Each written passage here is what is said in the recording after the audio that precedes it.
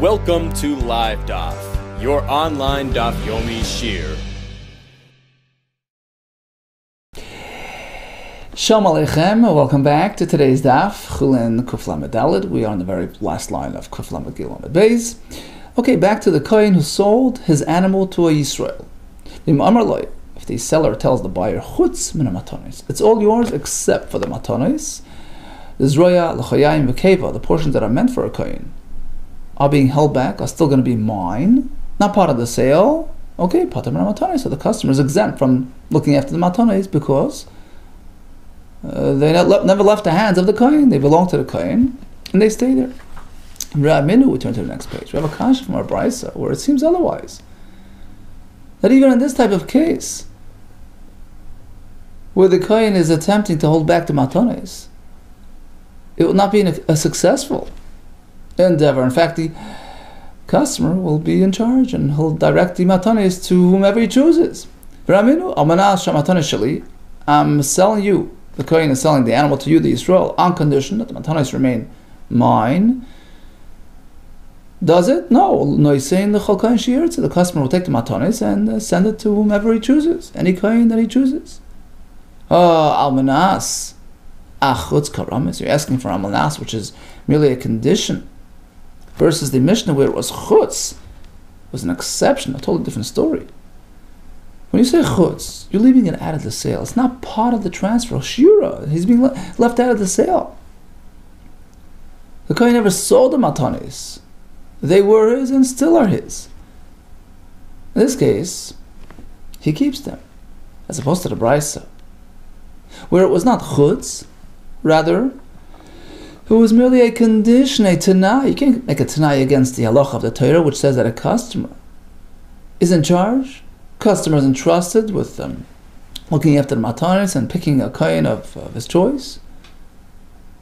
Amanas, lav shira, that wasn't left out of the sale. It's fully sold to the customer. Now it's in the hands of the customer. You can't tell him what to do. But Aminu, now we have a kasha from another brisa, where it seems to say that almanas does work. Almanas shamatan shali, on condition the matanis remain mine, says the kohen. What happens? Matanis shaloi, he keeps the matanis. He writes, says the Gemara, there's a fundamental machlokas in terms of semantics. How do we interpret the words almanas? Is it merely a condition on top of the sale, or is it an exception to the sale? Publicly, this is the point of machlokas. Mar savar almanas shirahu, the second brisa maintains almanas is shir. It's being left out of the sale. Okay, so if the kohen never sold it, it remains his. Umar savar almanas lav shiru, whereas the first brisa holds that almanas is merely a condition, which of course is ineffective. Mishnah says, customer purchased the innards of the animal without stipulating, price per pound, and the matanis came along, so the customer gives it to the kohen without deducting from the price. But if it was per pound, in which case he paid for matanis, which were not really allowed to be sold, so he gets refunded for the matanis, which he gives to the kohen. The Mishnah seems to indicate that who's responsible to look after the matanis? Who has to direct it to it's the customer. Amar Rav Leishanu, it's only true if the customer weighed it. He actually physically transferred the material by himself. Shakal atzmai. Aval shakal tabach. But if it was the butcher who weighed it and transferred it, so he becomes the thief. He is the gazla. Aval shakal tabach hadina matabach. In this case, the kohen can also approach the tabach directly. He says, what happened to matanos? Where did it go? Because in this case, the tabach is a player in the equation. Rav Asi Amar says, no. After all, who's in possession? The customer. He has to look after it. Even if the tabach weighed it and transferred it physically to the lekeach, hadin imai. The claim of the kohen is directed strictly against the customer, who gives him the matanis and then gets refunded from the owner. No, perhaps this machlekes is linked to a different discussion, where Rav Chizda tells us, Reuben stole an item, and we know that the owner did not, give up hope on it. He's still pursuing it. Comes along Shimon, takes that very item and consumes it. Who is the responsible party? Who does the a victim come and claim against? Is it the actual thief, Ruvain, or perhaps Shimon, who took it and consumed it? It's up to him. Ratza, if he chooses, he goes to Ruvain to collect, because after all, he stole it. Ratza mizeh, or he can go to Shimon, who consumed it, because they're both gazlanim, they're both equal players in this theft. Okay, so back to our story. The matanis were stolen by the butcher, who transferred it to the customer who has it. The Mar is like the Rav Chisda. Rav, who says that the Kohen can choose his claimant, he can go to butcher, can go to the customer. It's like Rav Chisda, because in this case as well, the butcher stole and the customer has it. Umar less like the Rav Chisda, whereas Rav Asi apparently disagrees with Rav Chisda. Less like the Rav Chisda, he says it's not up to you whom to pursue. If the material is around, you go to the person in possession. You can't go to the butcher, because now he's in possession. He's considered like the primary thief. Says the Gemara, no, not necessarily so. The Kuliyam Islu Rav Chisda, perhaps in your classic case where Reuven stole and Shimon stole from Reuven, you can go pursue either one. But over here, the question is whether the concept transfers over to Matanis Kahuna, which are not really possessions owned by anybody at this point. It's still preliminary. It's meant for a kohen, but it was never really owned by a kohen. Oh, so the question is, in a case where a butcher actually transfers it to the lekeach, shakalei tabach, well, what really happened here? Did the butcher really steal anything yet? In which case he can say, okay, kohen can approach either the initial thief or the secondary thief, up to him. But perhaps it wasn't really a theft at this point. He never really earned the title of Gazlan by merely transferring the material intended for a kohen to a customer. He didn't technically steal anything. So ultimately, it's the customer that has it, who the kohen pursues. V'achar, over here now a case. These portions meant for a kohen nigzolis. Does theft, the concept of theft, apply to it? Kamifli, that's the point of machlekes. The Mar Savar nigzolis.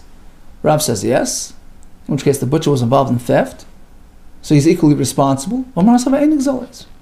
Rav says there's no concept of theft at this point, in which case the only responsible party is the customer, who actually has it in his possession. Ika de masnil alashmata b'fnei atzma. Now, some had a different version of this discussion. The same point, just a different version. Instead of relating to a story now, Mishnah, it was an independent discussion. Does theft apply to matanis kahuna? Rav Amar, yes, matanis kahuna nigzolis, theft applies to it. Rav Asi Amar, no, there's no concept of theft at this early point in the game. Matanis kahuna ain't nigzolis. Continues the Mishnah. Gershin is Gair. Voiselei para. A fellow converted. He had in his possession a cow. The question is, what happens to the matanis of that cow? It depends when the shechita took place. Before conversion or after. The shechita is Gair. The shechita took place before he converted, pater. He's exempt from giving matanis because the shechita is what triggers, what activates the chiyuv, in which case he was exempt. But Mishin is Gair, if the shechita took place after conversion, chayiv, then he's obligated. Suffix, suppose we're not sure when it happened, pater is exempt. Whoever is looking to extract money from his fellow, olav haraya, he has to prove his case. In this case, you can't force him to pay unless you prove that the timing obligated him. When Rav Dimi came, Amar, he says like this. There was a kasha going on in Eretz Yisrael. Rami le Rabbi Shimon Lakish, the famous Rish Lakish, had a kasha le Rabbi Yechon. Tana, now Mishnah says suffix pater. When we're not sure, he's exempt. Alma apparently sveika lekula. When it comes to payments of this sort, unsure, uncertain, you're exempt. V'raminu, here comes a kasha from a Mishnah where it seems that in terms of gifting, the poor people, what belong, if you're not sure, you have to pay it up. We know there's a halacha called leket. Stalks that drop during the harvesting process. It's a couple of stalks that goes to the poor people. Now suppose there are chure, little holes, ant holes, hanamal of the ants, who bore these holes amongst the standing stalk, which were not yet harvested. In which case there's no concept of leket at that point. You find granules, you find kernels inside. Who does it belong to? Does it belong to the farmer? Or perhaps they are from fallen stalks, material that belongs to the poor. No way to determine. Well, if it's sitting within the standing stalks, which are not yet harvested, we assume it belongs to the owner, because they were taken from those stalks. Right? Amongst the standing grain, belongs to the farmer. But material found behind the harvesters, in the area that had already been harvested, the upper layer of the kernels found in these holes are assumed to have been dragged in there by the ants using the leket material. Laniim belong to the poor. The ones below that predated the harvesting, we assume, belongs to the owner.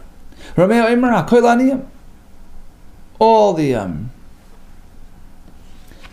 granules found in these holes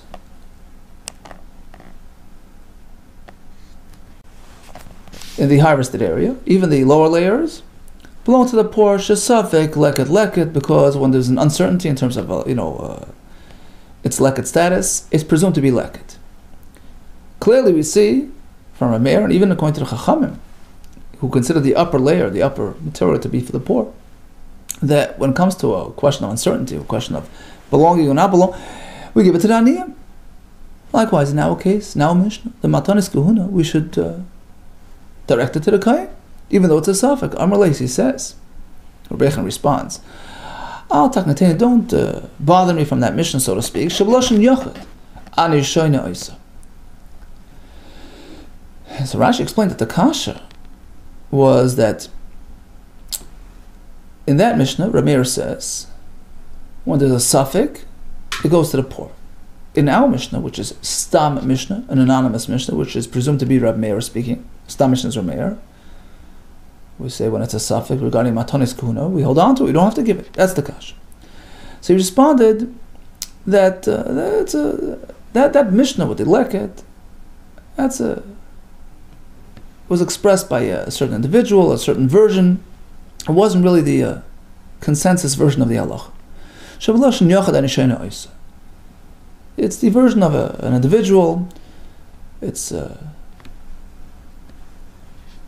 Yehuda ben Igra's version. It's not the accepted version of the halach. So we can't ask from the Sani, Rabbi Raisa, Rabbi Yehuda ben Igra. He's the one that quotes Rabbi Meir. It's his version of events. Rabbi Meir, that Safek Leket, when there's uncertainty in terms of leket material, leket, we give it to the poor, safek shikha. Likewise, when there's a safek whether a bundle was left behind, we treat it as shikha, safek peah.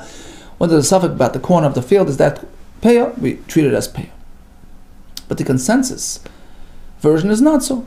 Amar lo so, Rish Lakish says, Al tishna isa, ela b'lashon ben tadel. Even if you consider that version to be the version of ben tadel, who was a deranged person, it's not going to help you much. For a time of Kamar. Fact is, I know that Rameir's halacha, that halacha was based on a pasuk. It wasn't just unfounded; it was rooted in a pasuk. The Amar Shimon Lakish explained, "My dichsev." How do we understand the pasuk in Tehillim? Ani v'rosh hatzdiku. Consider the poor as right.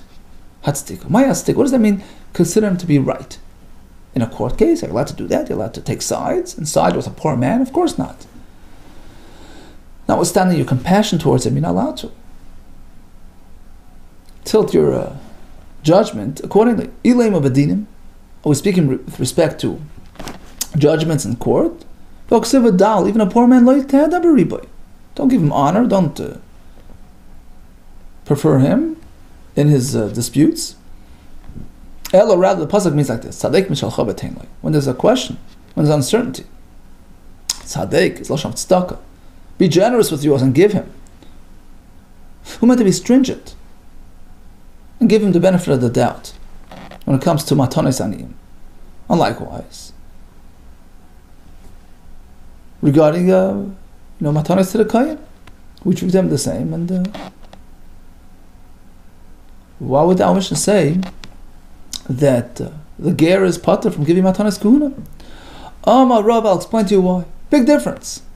We have to import the chazaka concept. In our Mishnah, regarding matanos kahuna, the cow was presumed to be pater, exempt from matanos while owned by the ger. So until you can prove otherwise, until you can change that notion, we assume the status quo remains, and he's pater. As opposed to the kama, the grain growing in the field, as soon as it starts growing, it's presumed to be obligated in the eventual, matanos of leket, shikha v'peya. Until you prove otherwise, you assume that it's chayiv. Different directions. Here we're starting with exempt until proven otherwise. Here we're starting with chayiv, with obligated until proven otherwise. Amalei abayu. Okay, that works in these two cases. Here comes the third case, Hari Isa. What about that dough with respect to the challah obligation? It says like this: Nasis ashaloi nisgayer pater min hachallah. Mishnah in Mesechus Challah. So if the dough was rolled, was turned into a dough before conversion, pater min hachallah is exempt from challah because the guy is pater. Mishnah is gayer. But if the ger turned it into a dough after he converted, chayiv is obligated in challah. What if we're not sure? Safek, he is chayav. And according to you, it's contrary to the chazaka concept, because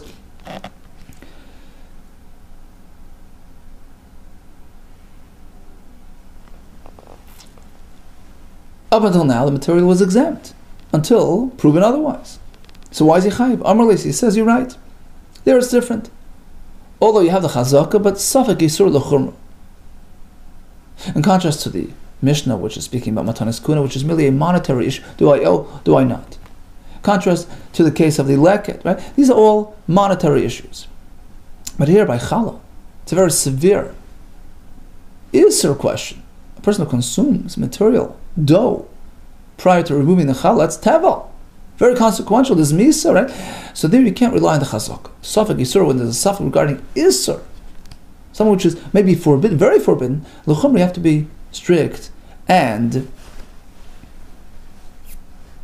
account for the possibility that it's chayiv. Safek mimana l'kula, as opposed to questions of just monetary issues, such as our Mishnah, matanos kahuna. There's no holiness there. It's just a question of do I owe it or do I not? So I'm exempt.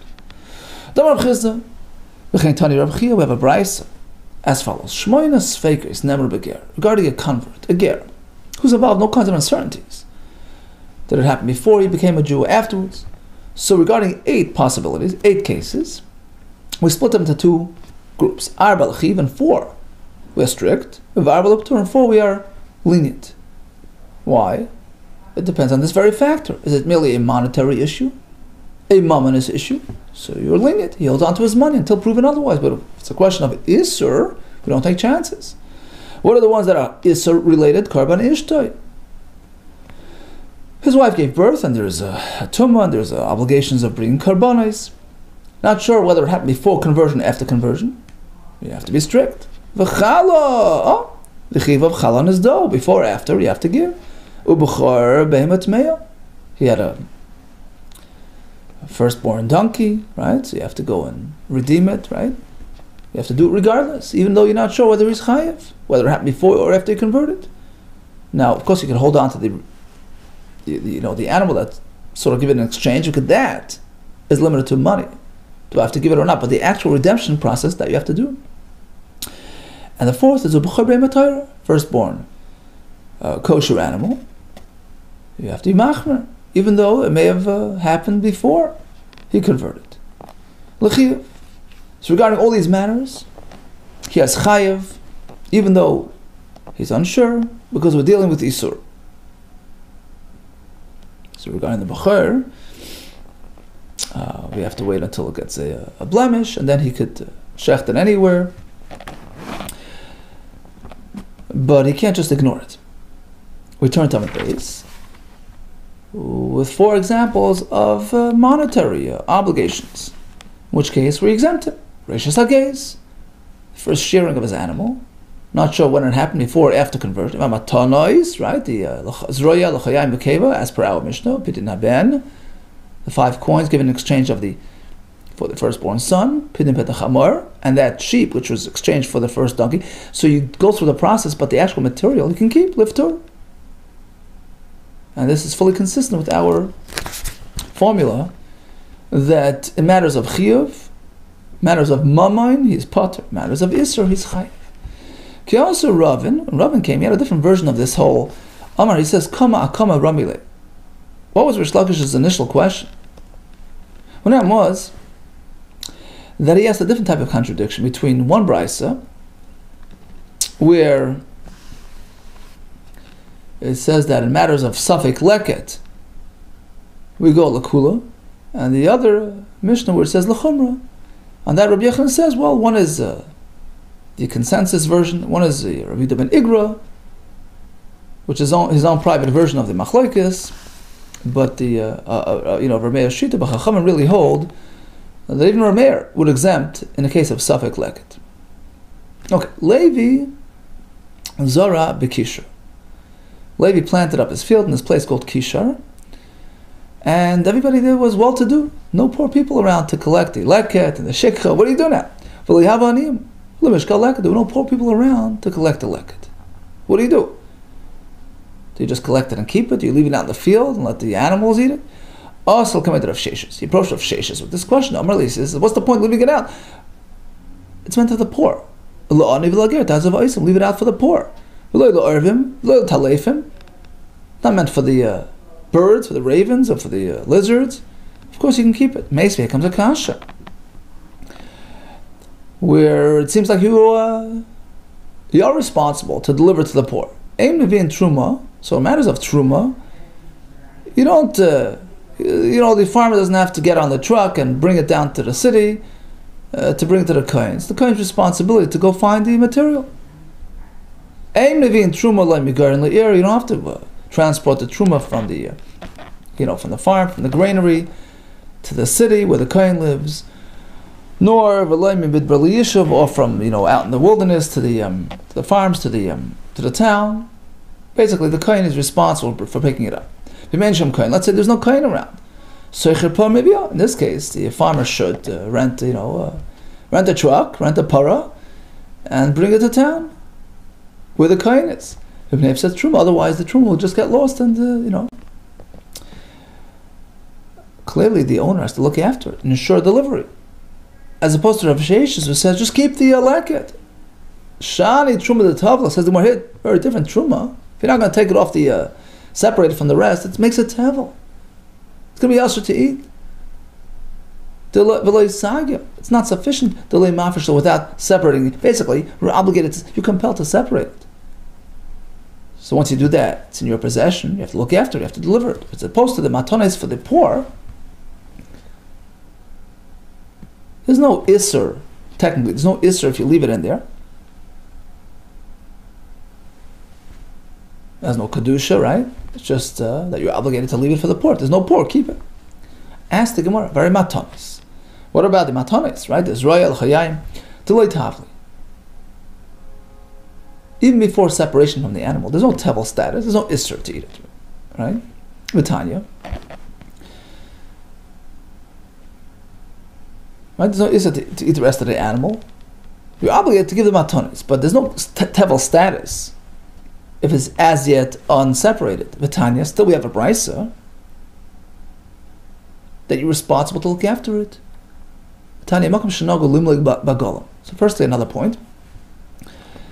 What about the skin? A general question. You give this roya, the chayayim. What about the skin on those parts? Do they belong to the kohen as well, or is it just the flesh? We have a brisa, makom shenago limlig bagolam.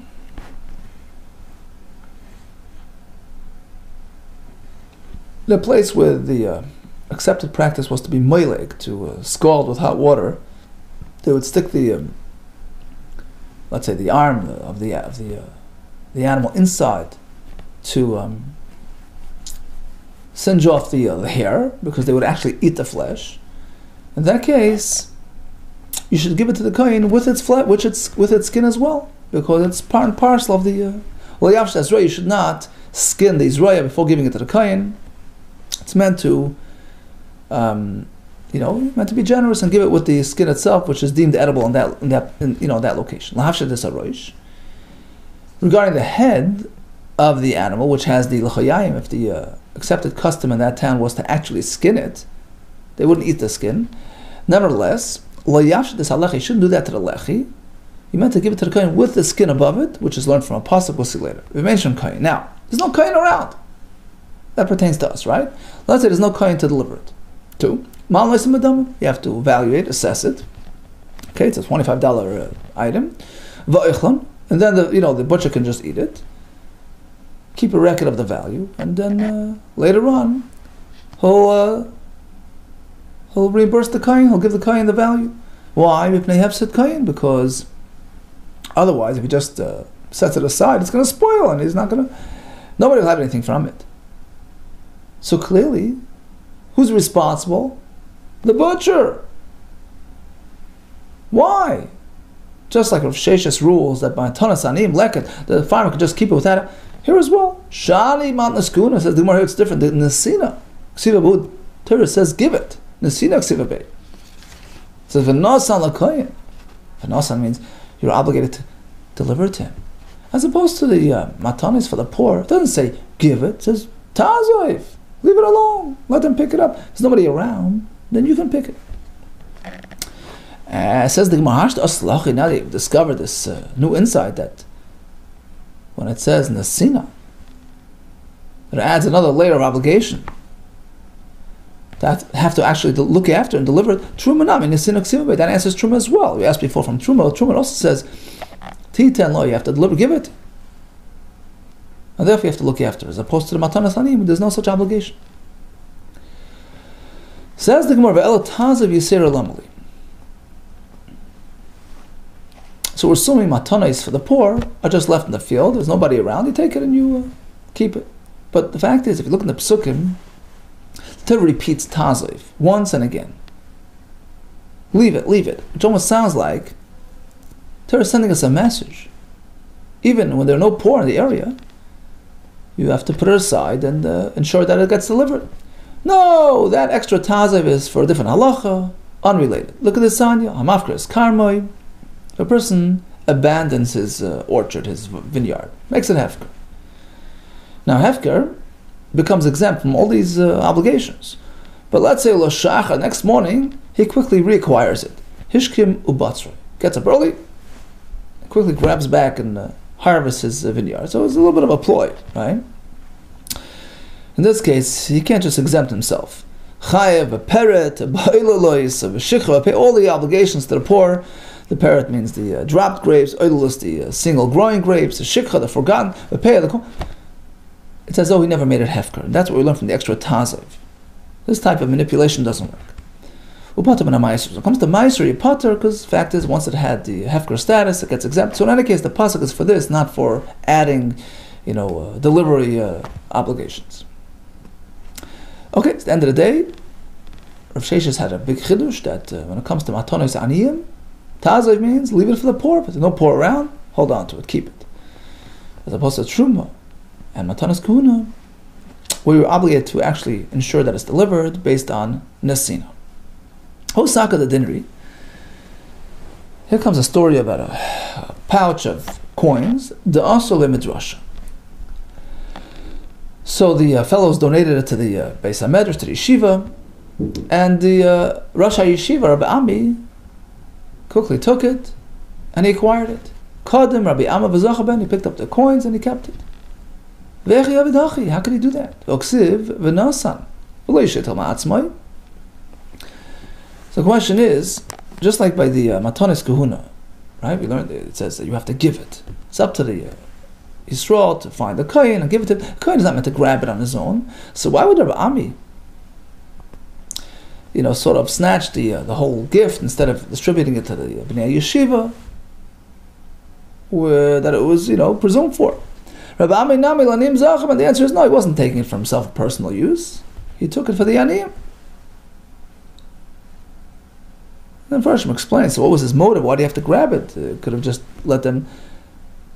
He's concerned that the members of the local Beis HaMedrash would just take it exclusively for their own use, but he wanted the other Aniyim in town to have it as well, so he took it to make an equal distribution. V'yeboy is saying another way to understand what happened. In fact, he took it for personal use. Adam Choshev Shani, because he was a prominent, he was Rosh Yeshiva. That's very different. They're obligated to actually supply his needs. So Bnei Yeshiva have to look after his financial needs, and therefore he just took it. The Sani Baba Brisa regarding a Kohen Gadol, he meant to be supported by his fellow Kohanim. A Kohen Gadol Me'echav, he's the greater of his brethren. What does that mean? Of his brethren. We learn Shei Gadol Me'echav B'noi, B'chacham Ba'isha, he has all the qualities, which puts him a cut above the rest. B'noi in appearance, B'chachma in wisdom, Ba'isha and in wealth. Acherim Oimrim, this way he's influential, he's impactful. Acherim Oimrim, others learn a bit differently. Menai Shem Einloi, so others add. Well, let's say he's not a wealthy man, he doesn't have his own resources. How do we know that they're obligated to supply him and make him wealthy? She'echav HaKohanim, his fellow Kohanim, Megal and Oisai, they make him wealthy. Tamalaymar, HaKohen HaGolah Me'echav, Gadlei Mishal Echav, his Gedula, his status comes Mishal Echav. They're obligated to support him and provide for his wealth. So according to the first pshat, Gadol Me'echav simply means he's a cut above the rest. He has all these talents and components of influence. But the second shita adds, he says, look, suppose he does not. He's not. He doesn't have the resource. Doesn't have the financial resource. His brethren, his Kohanim, have to actually provide for him to ensure that he has that status. So likewise, in our case, due to the fact that he was the Rosh HaYeshiva, who they're obligated to support and to provide with wealth, certainly had a right and an obligation to take this money to ensure that, in fact, he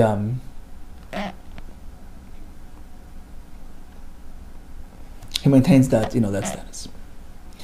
Says the Mishnah. Okay, we speak about Zroya, L'chayim, and Keva.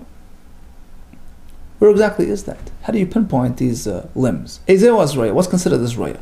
Min haperak shel arkuva ad kaf shel yad. So the front leg of the animal is pretty much comprised of three main sections, three main bones.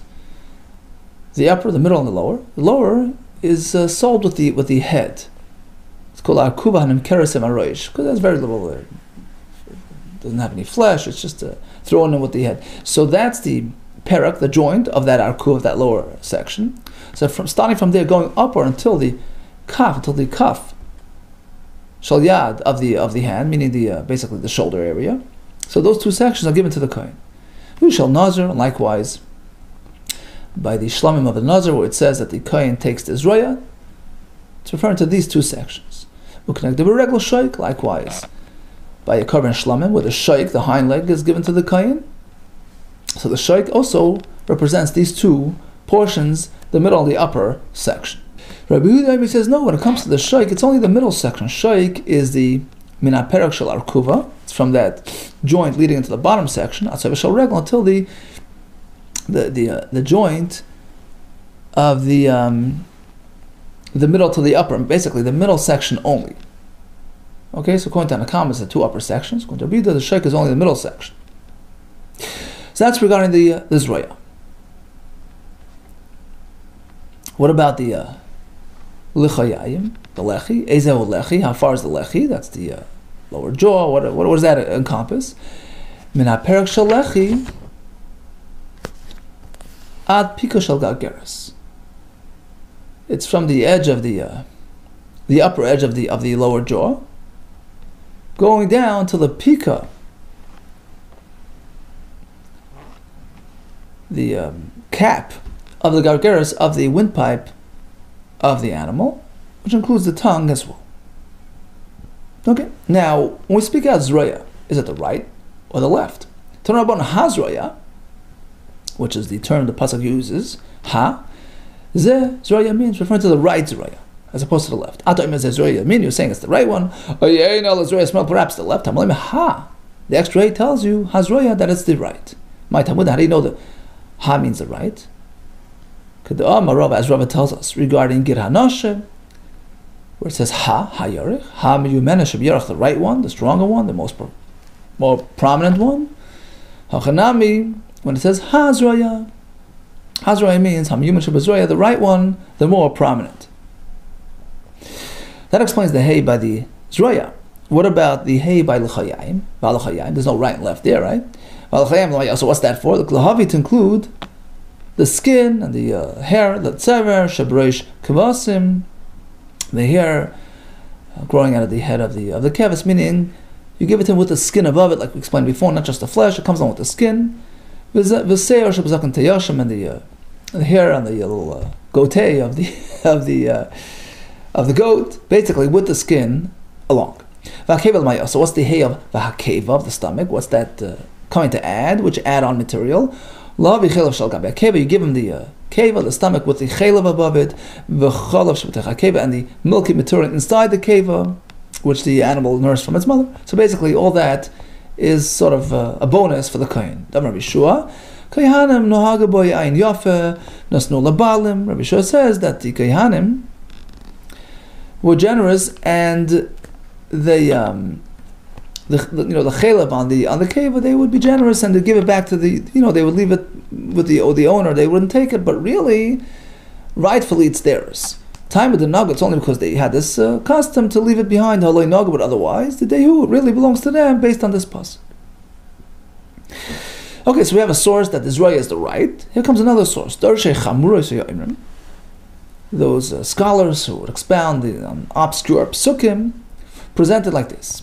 Hazroya keneged hayat. Why? Why do kohanim?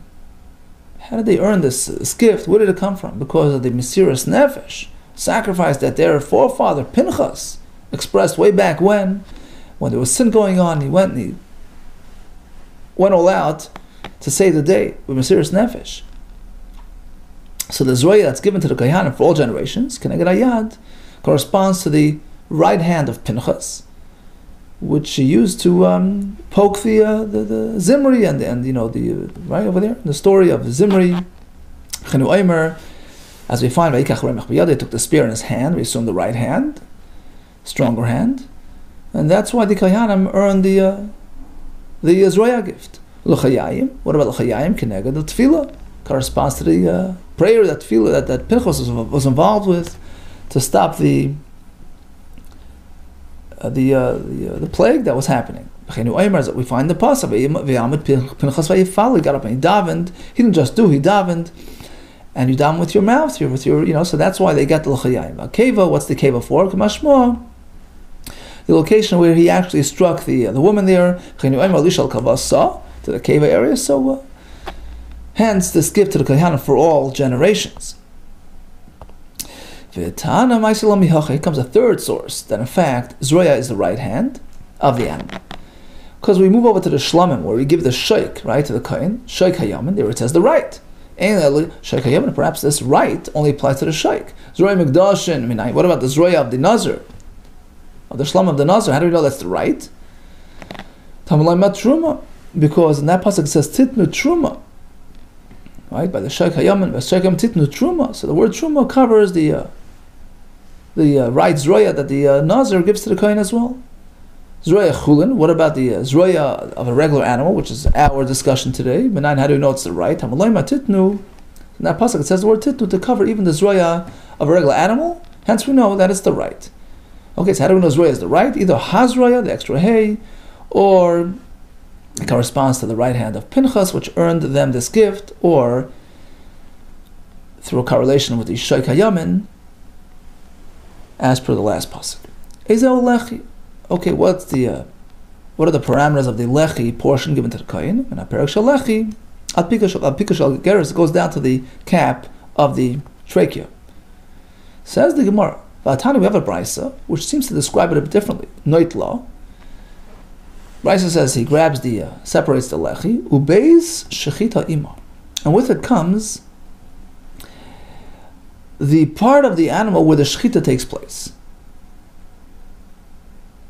Now, we know there was a machlekes way back when. How far up in the trachea can one do shechita?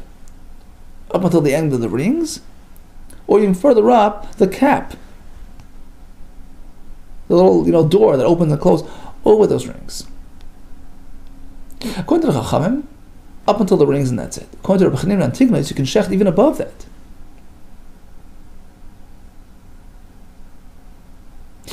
So, in our Mishnah, it says that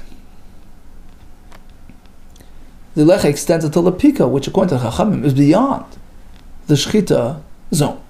And the Brisa says, Noitla ube shechita ima. He cuts away from the base of shechita as well. It goes all the way down into the shechita zone, which means into the rings. So how far down do you go? It seems to be contradictory. Says Gemara, no. It depends who's speaking. Depends how far you consider the shechita zone to be. Like Kasha, here comes the answer. Ha-Rabbanan.